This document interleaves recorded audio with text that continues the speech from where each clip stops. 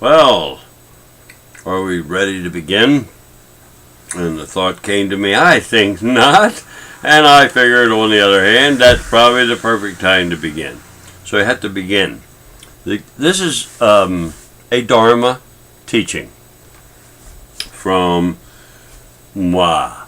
Okay, so you have two elements here. One is a teaching, it's about the Dharma. And the other is a teacher, that's me. So we're going to introduce the topic, the Dharma, and then we're going to introduce a little bit about the teacher, that's me. Alright, I'm Dave. You could call me anything you want to, people have.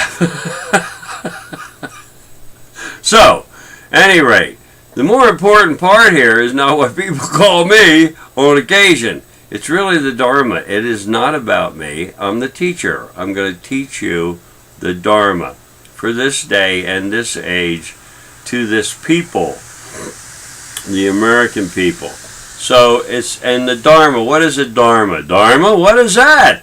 The word means truth. It means the truth. Okay, the big truth really is what it means. But it could be, the word literally is translated truth, so it could be the number of beans in a jar. You can count them up and figure it out. But what's the real nature of our experience here? Or who are we, or what are we, or the big questions, see? Okay, that's another kind of truth. There might be truths to all that, whatever they are, but there is truth behind those big questions too. So the Dharma is about that, the big kind of questions, the bigger truths, the big truth. It's the kind of truth that Jesus was referring to when he said, seek the truth, and the truth will set you free.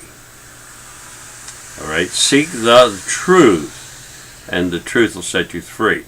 He was talking about a spiritual truth, a metaphysical truth. That's the truth that will set you free, and that's what he was saying. Seek that truth, and it will set you free. He wanted you to somehow set yourself free.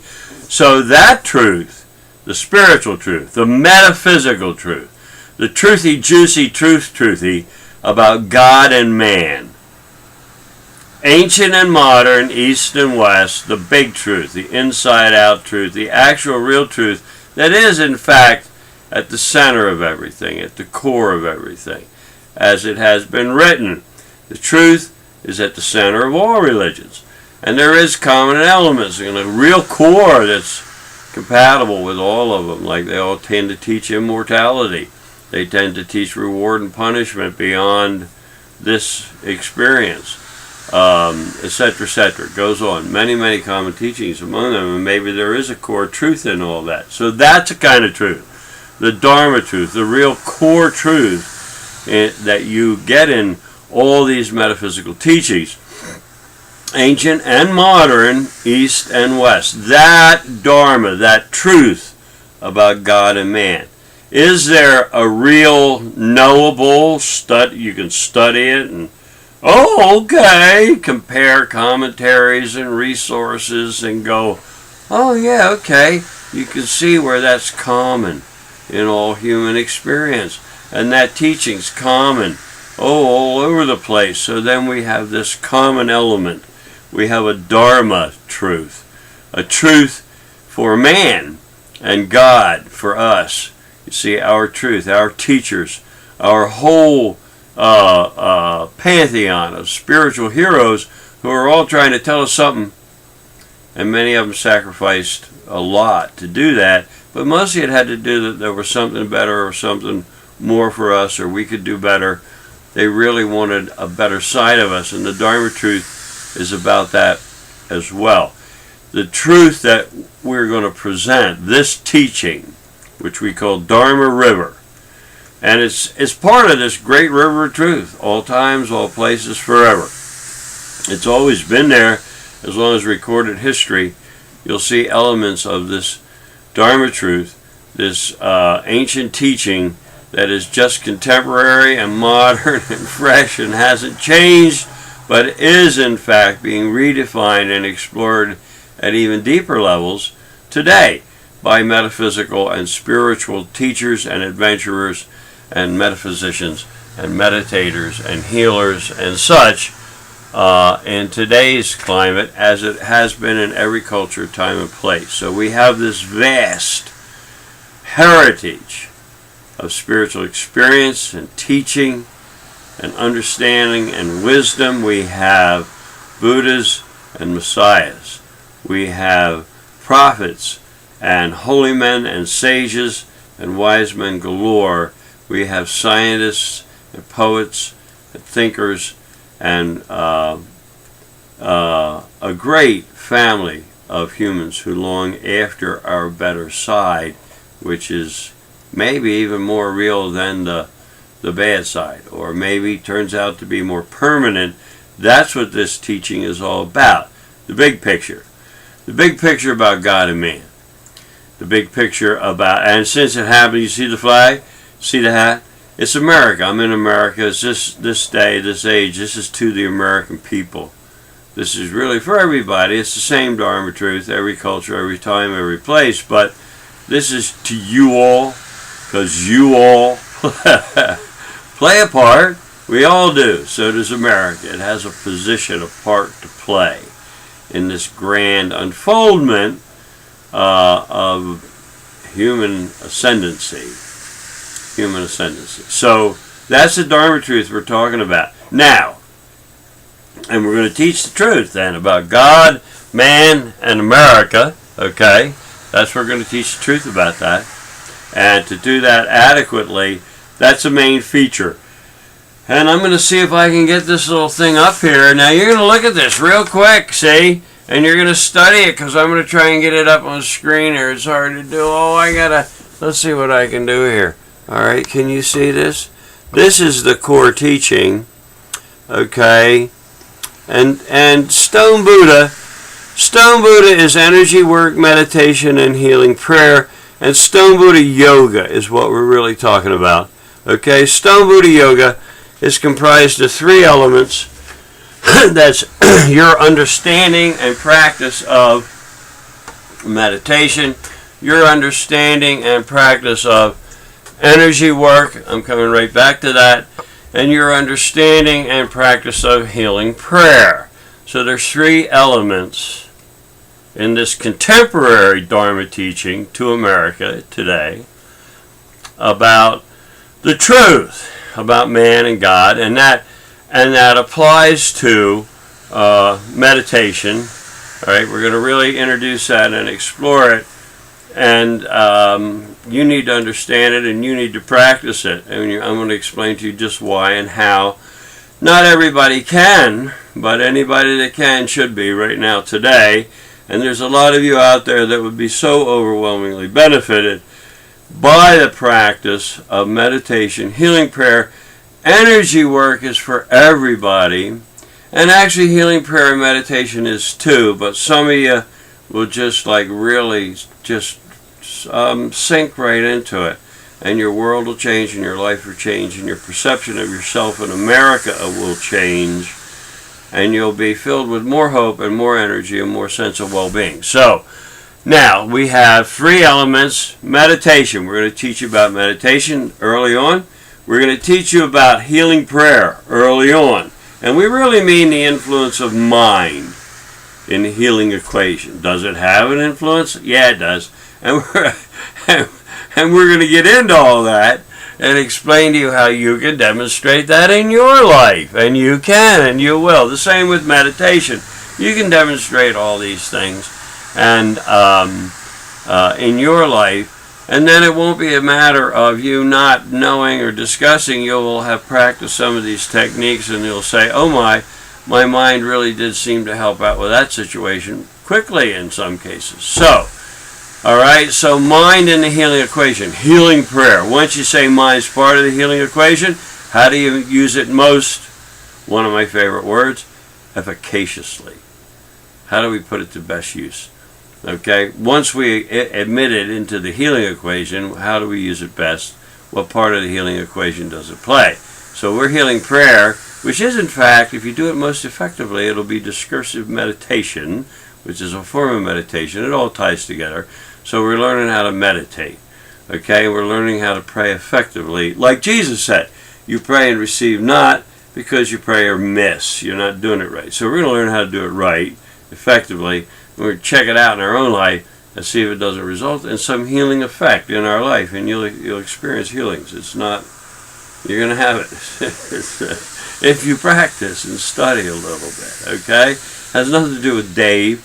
It has to do with you practice, and the whole point in Stone Buddha is to get you to practice, to get you to sit down and start to pray and meditate and enjoy all that unfoldment of good in your life, okay? So, now, I said energy work. I said I get right back to the energy work, that other element. So, in every endeavor in life, doesn't matter whether it's meditation or prayer, or you want to be a great stockbroker, or maybe you're a romantic, you got she's hard and you're trying, any endeavor, any effort that you're making for an outcome in life, if you're really serious and want it, that's another story. But if you want it, you're going to need an extra measure of energy, vitality, enthusiasm, self-confidence, well-being, a sense of well-being. Okay, is it possible, even at a much advanced stage like mine, to go like, I really feel good, I want to run. Maybe I want to do some other things. At my AC, can you really feel, and you're running, and man, I'm feeling good. This feels good. I feel strong. Now, am I like strong like an elephant? No, but am I experiencing strength and vitality and health and well-being? And is it relatively strong, you see, for my age? Yeah, sure. All right, it is. So what I'm going to teach you has been demonstrated, its benefactions have been demonstrated in my own life. The healings, I'll bring them up on occasion when we talk about spiritual healing. But I could write books about the numbers of healings, and I know people of similar backgrounds who could really spend a lot of time talking to you about the effect of understanding prayer, healing prayer, understanding how that works and doing it right. They'll go, oh yeah, that's pretty, it can be pretty amazing. See, but it's not amazing, it's just you have to understand how it works. I mean, it is amazing, and it's a wonderful thing. It's part of the good news that Jesus was talking about. Okay, so we're going to talk about meditation and healing prayer. We're going to talk about ancient scriptures, sutras, and modern scriptures, and all kinds of everything in between. And we're going to come to some understanding of what this universal Dharma truth that will set you free might really be. And it does have everything to do with meditation and everything to do with your understanding and practice of healing prayer. And if you learn the energy work gives you extra vitality. Like what? Like running, we all know that. I mean, you had to take some energy to get up and go do it and make yourself, oh man, I'm so dead today. But tomorrow you'll actually have a little bit more energy than you used on the run.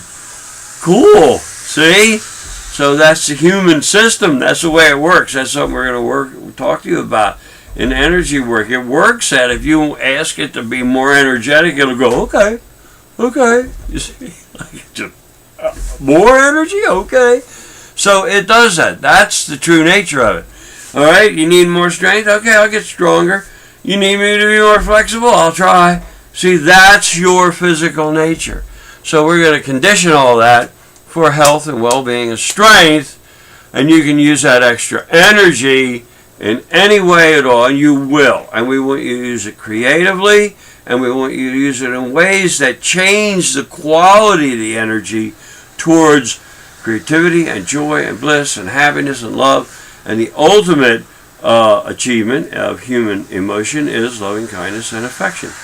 Okay, we're capable of loving kindness and affection, and we are called to cultivate it, and it has a lot to do with healing when we get into all that, and how our feelings and emotions affect each other and all that kind of stuff. So we can talk about that and explore it. Hey, maybe I'm wrong, or hey, maybe you could experience healing in your life. So spiritual healing, healing, the power of mind and the healing equation, and then meditation, and what that's really all about and really does to you. It really increases your mental capacity, children. It increases your clarity of mind, your health, your physiology, your metabolism. Everything gets better while you're doing it, okay, including how you feel and how you think and what you can see and experience. So meditation is a whole realm of endeavor that only promises adventure and enlightenment and goodness. And the ultimate of all this is how you can learn to cultivate some sweet things like loving kindness and experience them more and more in your own life. So, we're talking the Dharma here, the truth about God and man. We're talking God, man, and America. We're going to have to add at some point the supernatural, because that's always the part when you have to discuss about God and man and God and the whole thing and prayer and the whole thing. Oh my goodness, supernatural. So we got to talk about the supernatural. That's part of the bonus. God, man, and America. Main feature, supernatural and the times we live in. You got to. Okay, then what about these times we live in? Might have to throw them in as part of the bonus feature, supernatural and the times we live in. We're going to have to explain that, tell you the truth about that. Okay? See, that's part of the Dharma. So, and it all has to do with America and everything. So, we got the supernatural and the times we live in, but the big feature, one of the main substantive features of the times that we live in, is relationships between males and females. And that, to do that, and this is the final act in our Dharma teaching. This is the grand finale, which ends in a death-defying final act. So the grand finale of our Dharma teaching, which I throw all this stuff together when I'm teaching it, but the real grand finale of our Dharma teaching is to explain women to men. I bet you a lot of them would like to know. See, so at any rate, we need to do that. All right. So and then to do that effectively, I got to put a whooping on sex. I got to put a whooping on human sexuality. I got to explain that. We do. We have to teach the truth about human sexuality and what's going on there. And men, really, you don't understand the girls. I had to teach. We got to explain the girls to the men. This is the grand finale. You can see, like, whoa, man, the sparks are flying now. He's explaining women to the men, and he's talking sex and the whole thing. And what's his death-defying? This is the death-defying part. Is the final act, the death-defying final act, is I'm going to explain women to themselves. Now, I could go on. Oh, wouldn't I love to? See, I told you, it's the death-defying part. And you will see me slip it in there occasionally in the course of this teaching. Now remember, girls, I'm a teacher, not a guru. Say I'm a husband and a father, and I have 5 daughters, etc., etc., etc. So I might have a thing or two to say about women. At any rate, that's it. That's it. It's a Dharma teaching to this age, this time, this place. This is what I got to say. And it'll check out. You read the scriptures and the sutras. Peace be to America. Bye-bye. How do I turn this thing off?